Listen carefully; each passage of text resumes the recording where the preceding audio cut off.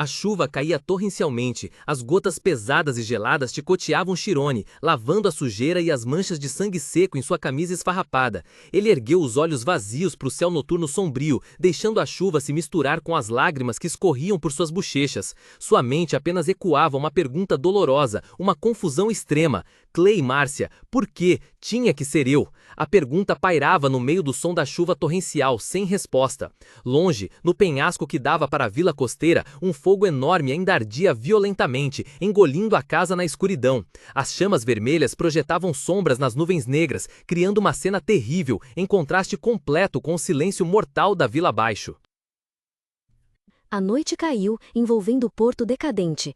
Do lado de fora da hospedaria, a placa de madeira desgastada com a palavra Tavern balançava suavemente na brisa fria. Dentro de um pequeno quarto, Giz jazia em uma cama simples, a respiração pesada e irregular. Cicatrizes ainda marcavam seu rosto e peito, mas a dor física não era nada comparada ao pesadelo que atormentava sua mente. Suor frio brotava, encharcando seus cabelos emaranhados. Ele tremia, todo o seu corpo convulsionando sob o cobertor fino. Lágrimas quentes começaram a rolar de suas pálpebras cerradas, ele rangia os dentes, uma dor extrema evidente em seu rosto jovem.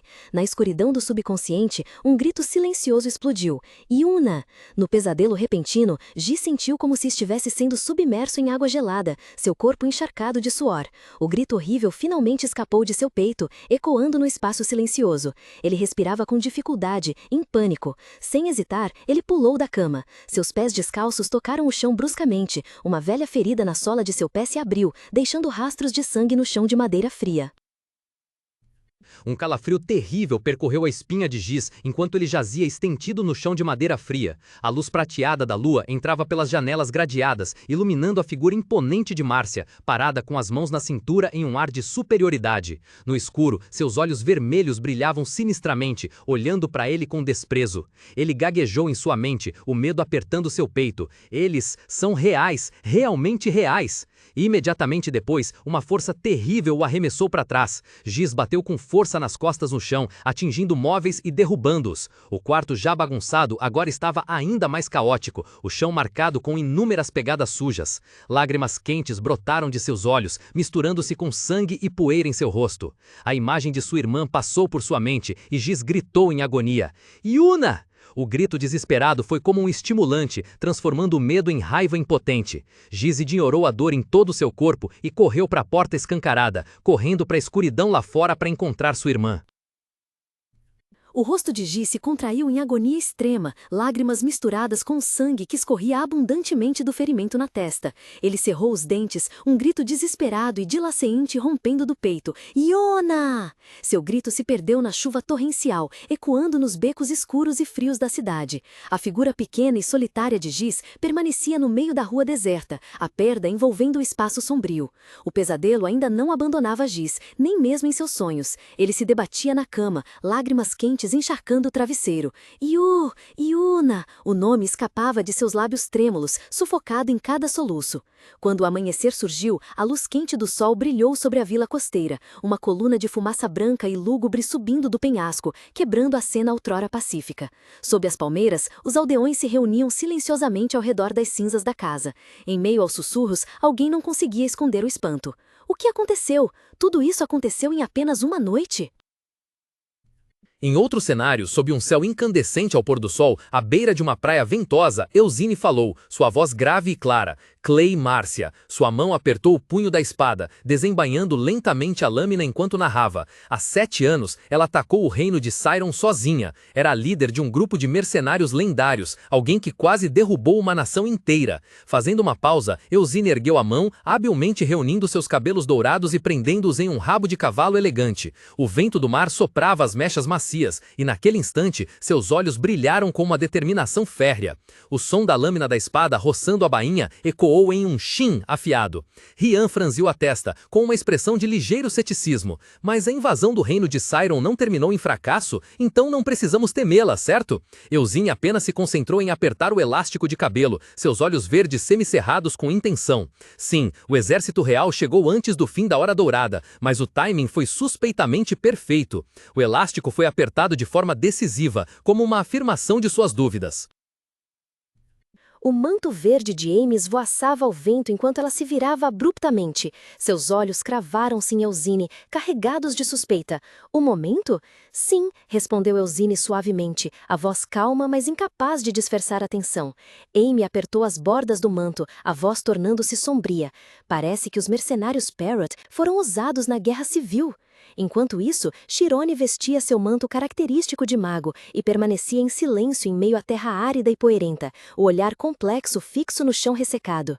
Eusine se aproximou, a expressão igualmente grave. Logo após os mercenários atacarem a Câmara dos Comuns do Reino de Iron, um membro do Senado apareceu com o exército real, como se estivesse esperando. Uma imagem sangrenta dos mercenários sendo traídos e massacrados surgiu. Amy continuou sua análise, a voz ficando fria ao perceber a cruel verdade. De acordo com meu pai, os mercenários foram realmente contratados pelo próprio membro do Senado. Então, eles eram apenas peões? Tudo foi orquestrado por aquele membro do Senado?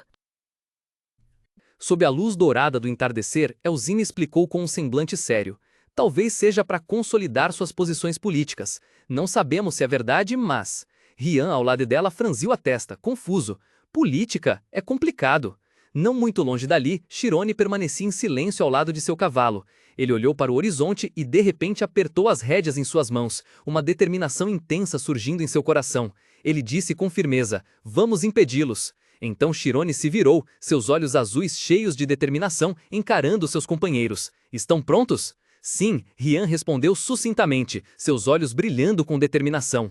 Eusine e Amy, com semblantes resolutos, também afirmaram silenciosamente sua concordância. Sem mais uma palavra, os quatro esporearam seus cavalos em uníssono. Os corcéis relincharam e empinaram, galopando, levantando nuvens de poeira na costa. O grupo disparou como uma flecha, o som dos cascos ressoando pela vasta praia, misturando-se ao murmúrio das ondas enquanto avançavam juntos.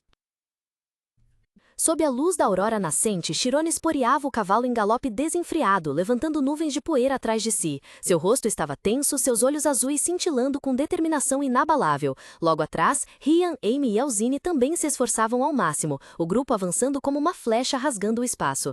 Atravessaram campos, dirigindo-se diretamente para a costa extensa que brilhava sob o sol da manhã. A paisagem majestosa se revelava, mas no coração de Chirone ressoava apenas uma promessa inflexível. Espere e verá, eu mesmo irei te encontrar.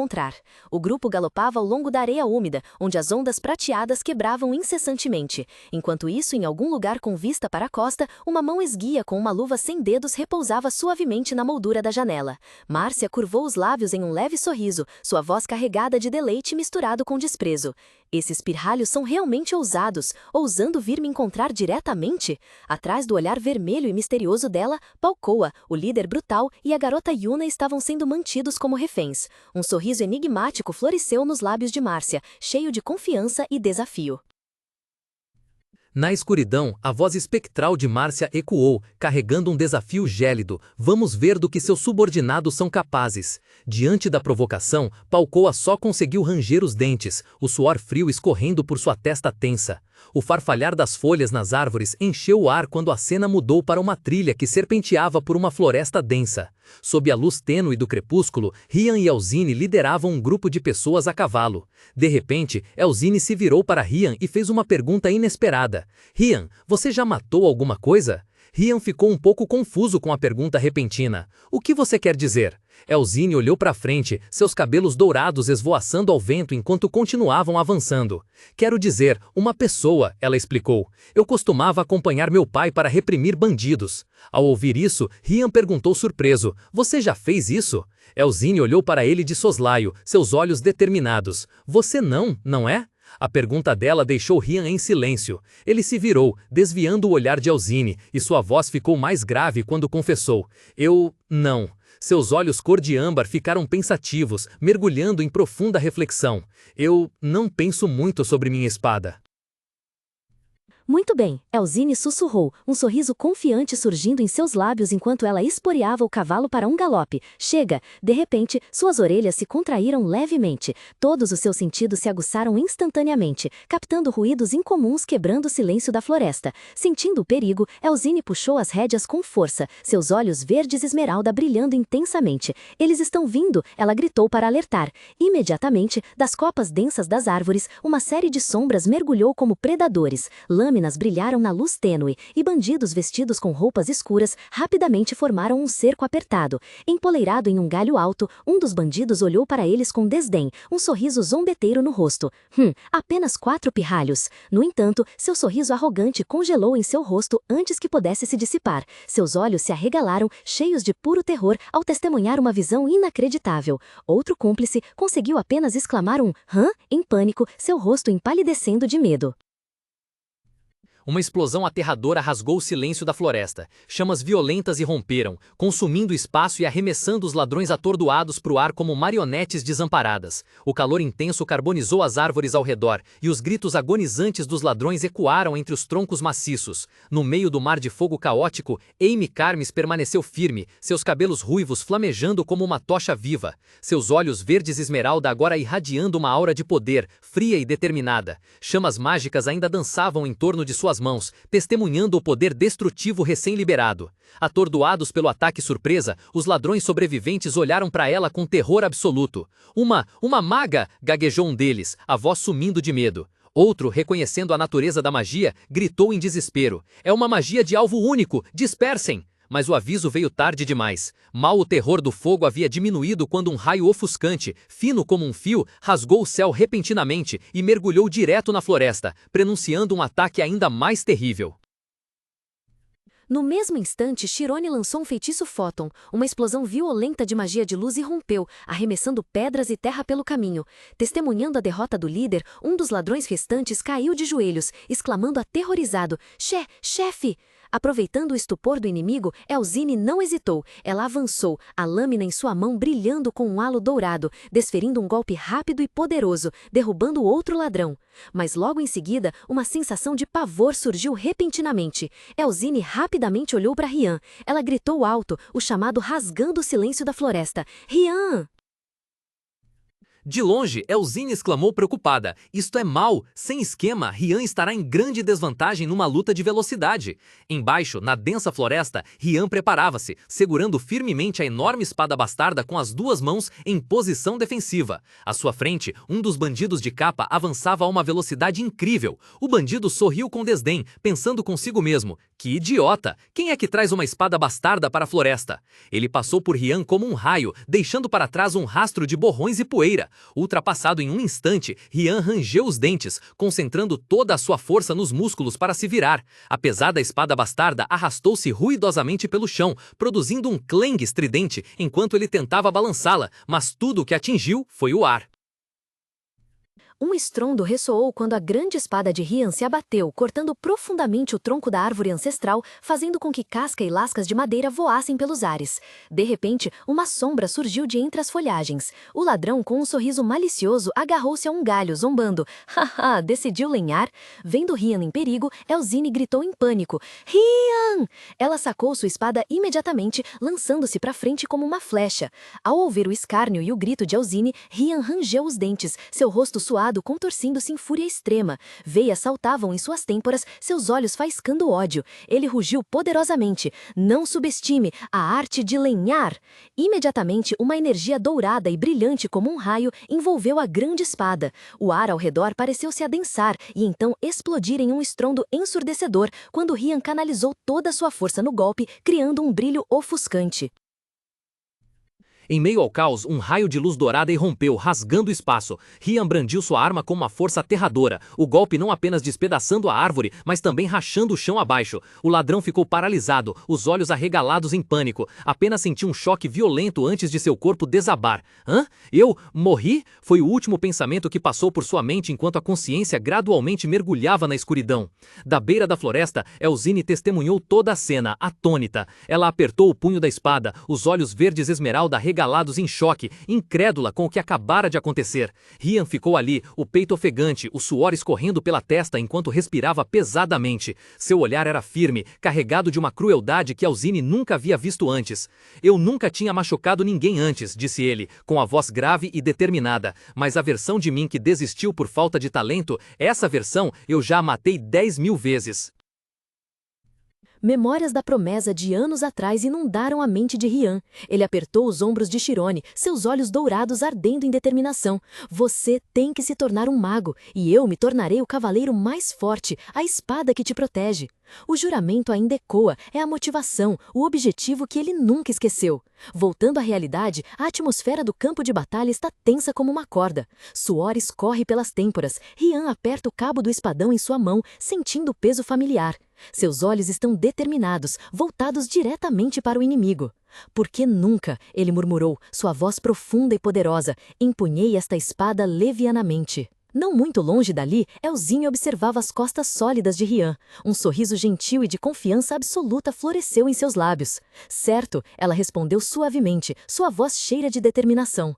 Enquanto isso, no topo de uma fortaleza próxima, os bandidos observavam freneticamente o campo de batalha através de binóculos. Através das lentes, eles viram uma cena inacreditável. Um bandido gritou em horror, sua voz rouca. Impossível! Nossa equipe de reconhecimento foi derrotada por aqueles novatos e por apenas 2 magos. Do ponto de observação elevado, um dos ladrões de Márcia rosnou em frustração e espanto, o suor brilhando em suas têmporas. Eles são muito mais fortes do que imaginávamos. O cúmplice ao lado, apertando os olhos através de binóculos, rangeu os dentes. Não se deixem enganar pela idade deles. No entanto, um terceiro, com uma expressão astuta, exibia um sorriso malicioso. Longe de demonstrar apreensão, ele parecia divertido. Seus dedos brincavam com um dispositivo estranho que se assemelhava a um detonador remoto, seus olhos brilhando com crueldade. Com uma voz rouca e confiante, ele disse: eles têm algumas habilidades interessantes. Bem, então, vamos mostrar-lhes algo ainda mais interessante.